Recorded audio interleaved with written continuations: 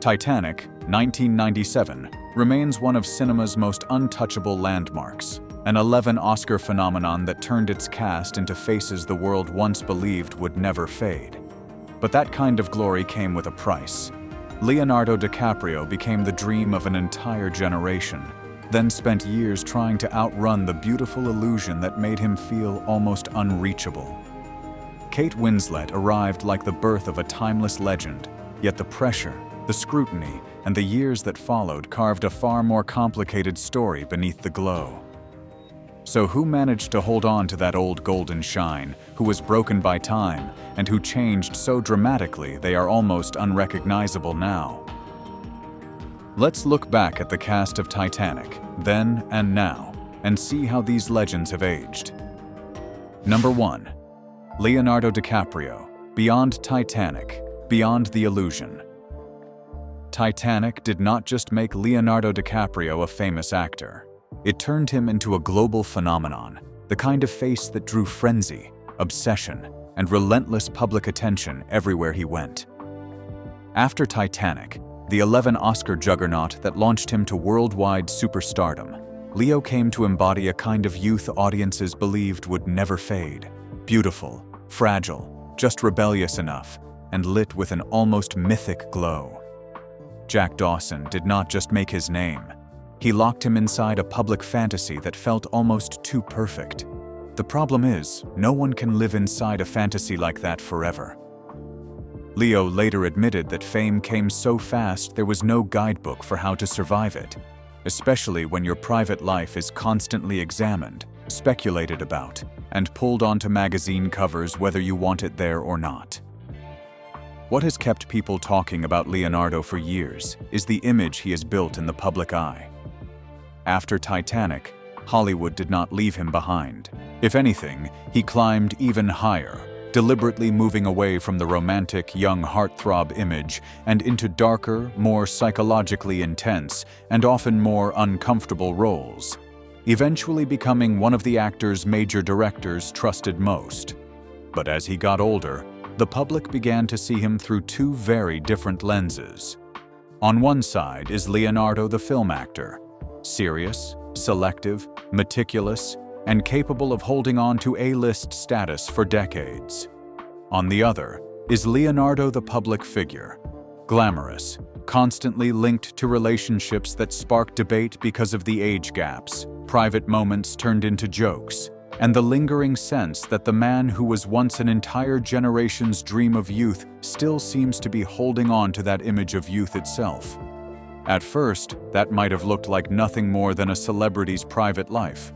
But when the pattern repeats itself over many years, it stops feeling like a side note and starts becoming something people use to judge the whole man.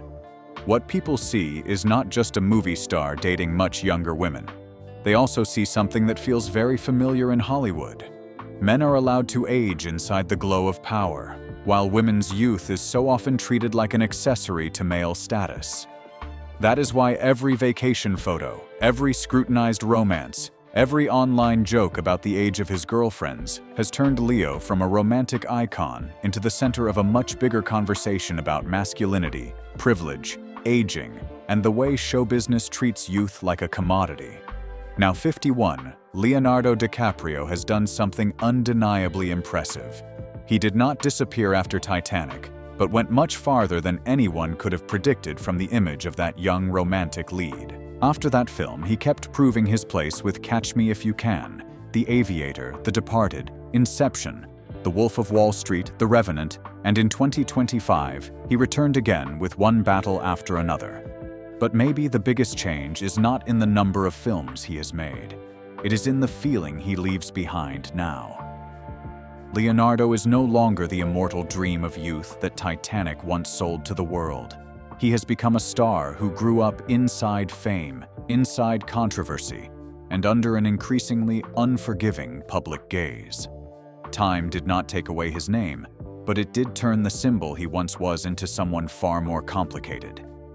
Number 2. Kate Winslet, Fame, Scars, and a Fierce Rebirth. What happens when a young woman becomes a global screen icon? only to be treated as if her body belongs to the public and everyone has the right to judge it. After Titanic, Kate Winslet came to embody a kind of beauty that felt classic, fierce, and almost immortal, a face forever tied to one of the biggest films in history. But just as the world seemed convinced she was standing at the height of her glory, another story was already beginning to unfold, a story of relentless scrutiny, cruel comments about her appearance, and a young woman learning how to survive right in the middle of overwhelming fame. Kate later revealed that she had been called blubber, told she should settle for fat girl roles, and after Titanic, forced to endure harsh criticism about her body from both the press and television. Some people would say that was simply the price of fame, that if you become a star, you have to accept being watched and judged. But looked at more honestly, it was a very familiar kind of violence in show business. Kate was called blubber, told she should take fat girl roles, and even years later, she still became emotional remembering how openly people mocked her body. The problem was never just a few nasty comments. The problem was an entire culture that once felt completely comfortable tearing apart a young woman's body, scoring it, ridiculing it, and still calling that entertainment. At that point, it stopped being only Kate's story. It became an ugly confession from both society and Hollywood about the way they treat women. What makes Kate Winslet truly admirable is that she did not fall apart in front of the public, even after living through a period that could have shattered a lot of people. Instead of clinging to the kind of glamour that is easy to celebrate but just as easy to be consumed by, she quietly stepped away from that safe zone and moved toward roles that were harder, heavier, and more truthful, as if she were slowly pulling herself out of the cage called Rose. Over time, she built an entirely different place for herself. She was no longer just Rose from Titanic, the woman the world once looked at with pure fascination, but Kate Winslet of the Reader, mayor of Easttown, and Lee, an actress strong enough to appear with every real mark of age still visible, without feeling the need to hide any of it. At 50, she has openly rejected Botox, fillers, and the pressure to reshape herself to fit someone else's idea of beauty. Number 3. Billy Zane, The Villain Time. Almost forgot. How does a man create one of the most loathed villains in popular memory, only to slowly become the kind of actor people recognize more by face than by career? In Titanic, Billy Zane played Cal Hockley, Rose's wealthy, arrogant, suffocatingly controlling fiancé, the kind of man who looks polished on the outside but is rotten underneath. Cal was not a loud villain. He was dangerous because he was shaped by money, privilege, and the belief that owning another person was simply his right. He was a product of patriarchy and of his time. Maybe that is why the character has lingered for so long. He does not feel like a monster, but like the kind of man society has always been willing to excuse. Titanic did not destroy Billy Zane's career, but it also did not open the grand, unstoppable path many people expected for him. He kept working steadily afterward, from The Believer to Charmed, Community, The Boys, and even Broadway with Chicago. On the surface, that looks like a solid and lasting career, but looked at more closely, it also feels like the story of a star caught between two fates, too recognizable to disappear completely, yet never quite lifted by Hollywood into the top tier for long. In one sense, he became a victim of being boxed into that polished, upper-class villain image. But on a deeper level, maybe Billy simply came too close to the top without ever fully seizing his moment, taking on too many smaller projects, and even getting pulled into a 2008 lawsuit over the revenue and distribution dispute surrounding Blood Rain. That same year, his high-profile relationship with Kelly Brook also unraveled after a broken engagement, a brief reconciliation, and a final split, giving his public life an even shakier, more unsettled feel. And then, just when many people had almost forgotten who he was, Billy found his way back with a surprisingly strong return, transforming into Marlon Brando in Waltzing with Brando, a project he had pursued for years and also helped produce. In 2025, he reunited with Leonardo DiCaprio on the red carpet, a moment that seemed to remind the world that Billy Zane had never truly disappeared. It is just that after Hollywood made full use of that perfect villain's face, it never seemed to know what bigger future to give him after that. Number 4. Kathy Bates. Strength, survival, and a quiet triumph. In Titanic, Kathy Bates played Molly Brown, a wealthy, outspoken, larger-than-life woman with a warm heart, a character who was not on screen for long, but still left a distinct mark amid the cold, suffocating world of upper-class society aboard the doomed ship. She did not have the fragile beauty of a classic screen goddess, but she carried a very different kind of presence, blunt, vivid, and nearly impossible to overlook. That kind of presence is exactly why audiences remember Kathy Bates as an actress with real weight, someone who never needed to overplay a moment to command attention. But what makes Kathy Bates's story so memorable is not the glow of those years. It is everything she had to endure afterward. Kathy never had the kind of loud, tabloid scandal Hollywood usually feeds on.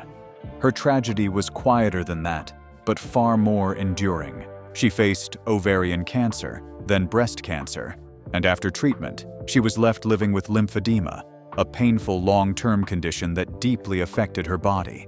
It is the kind of battle the public rarely sees in full, but one that can wear a person down over the years. As time went on, Kathy's story also revealed something harsh about show business itself. Older women are not only forced to fight illness, but also to fight not to be quietly pushed aside by the industry. There were moments when she considered stepping away, not because her talent had disappeared, but because the opportunities for women like her were growing smaller and smaller. Now 77, Kathy Bates has returned with remarkable strength and matlock after a major weight loss journey and years spent reclaiming her health. What makes that return so powerful is that she did not come back simply as a legend people like to remember. She came back as a woman who had lived through illness, exhaustion, and even a kind of quiet erasure, and still refused to be swallowed by it. Number 5. Bill Paxton, a beloved star gone too soon. In Titanic, Bill Paxton played Brock Lovett, the treasure hunter who opens the entire story from the wreckage at the bottom of the ocean. At first, Brock sees the ship as a hunt for artifacts, a mystery waiting to be solved. But the deeper he goes, the more he is pulled into the real pain of the people who went down with it. That was the kind of presence Bill Paxton had. He was never overly flashy, never the kind of actor who had to steal the screen, but he always felt real and completely believable. That is also why audiences remember him not only from Titanic, but from Twister, Apollo 13, and Big Love, as one of those familiar faces who could step into all kinds of worlds and still feel deeply human. But the saddest part of Bill Paxton's story lies in the way it ended. He died on February 25, 2017, at the age of 61, from complications following heart surgery. What made his death even more haunting was that it did not end with simple grief. His family later sued Cedars-Sinai and the surgeon involved, claiming Bill had undergone a high-risk procedure without being fully informed, while the hospital and doctor denied any wrongdoing. The case was eventually settled in 2022, but that settlement only left the story feeling even more unresolved, as if some painful things were never fully explained. Number 6. Gloria Stewart, Hollywood's most beautiful late return. How many actresses get written off by Hollywood only to come back so late in life that the return feels almost unreal? In Titanic, Gloria Stewart played the older Rose, the woman carrying the memory, grief, and mystery of the entire story on her shoulders. She did not need much screen time to leave a mark. With that calm voice, that knowing face, and that quiet sense of heartbreak, she gave the film something deeper than romance. She gave it a memory. But what made Gloria's story so extraordinary was what happened outside the film. Long before Titanic, she had already belonged to Hollywood's golden age, then spent decades far from the spotlight. almost like someone history had gently set aside. Then, James Cameron cast her in Titanic, and at 87, she became an Oscar nominee for Best Supporting Actress, turning a late career return into something close to legend. She also won the Screen Actors Guild Award for the role. Gloria Stewart died in 2010 at the age of 100. But maybe that is what makes her story so beautiful. She did not just age. She came back, reminded the world who she was, and proved that time does not always erase a star. Sometimes, it waits to reveal her again. Number 7. Bernard Hill, the captain time couldn't save. In Titanic, Bernard Hill played Captain Edward Smith, the man in the highest position on the ship, yet also the one left most powerless as disaster slowly unfolded before him. He did not turn the role into something loud or overly dramatic. What made Bernard Hill so memorable was the calm, weight, and near-resigned sorrow he brought to every look and every gesture, as if he were a man watching everything slip out of his hands while still trying to hold on to his dignity until the very end. That restraint is what made the performance linger for so long, because it was not just about a captain, but about the feeling of standing in the moment when there is nothing left you can save. Beyond Titanic, Bernard Hill was also tied to another great screen legend as King Theoden in The Lord of the Rings. Very few actors have their faces linked to two cinematic giants like that. Yet Bernard Hill's life moved in a very different direction from the kind of glory people usually imagine. He simply kept doing the work, quietly, without noise, without showmanship, and without trying to turn himself into the kind of star who constantly needs to remind the world of his name. Bernard Hill aged much like the roles he played, steady, restrained, and marked by a sadness that is hard to put into words. When he passed away on May 5, 2024, at the age of 79, the feeling he left behind was not the shock of a celebrity who lived in constant noise, but the quiet emptiness left by a great face that had lived in the memories of so many viewers. Bernard Hill did not leave like a loud star. He left like a part of cinema's memory, and maybe that is exactly why his story feels so deeply sad. Number 8. Susie Amos. Cameron, the woman who walked away. What makes a woman step away from Hollywood just as the world is finally starting to remember her? In Titanic, Susie Amos played Lizzie Calvert, Rose's granddaughter, a character who stands at the edge of the story, yet quietly serves as a bridge between the past and the present. She was not the kind of role that demanded all the attention, but she brought something gentle, luminous, and deeply human to the screen, like someone who belonged more to real life than to the mythic world of cinema. And maybe that is exactly why Susie's path afterward feels even more unusual. After Titanic, Susie did not charge ahead down the usual road to stardom the way many people might have expected. She stepped away from acting not long afterward, married James Cameron in 2000, and gradually moved into a completely different life centered on education, environmental work, and sustainable living. Muse Global School, which she co-founded, became a clear part of the public identity she built for herself in the years that followed. Now 64, what makes Susie Amos Cameron's story so memorable is not that she fell out of the spotlight, but that she chose to walk away from it. Some people are forgotten by Hollywood. Susie feels more like someone who turned her back on the lights herself, choosing a quieter life and maybe a more real one. If Titanic still lives in your memory, don't forget to like, subscribe, and join us as we look back at how time changed the faces behind one of cinema's greatest legends.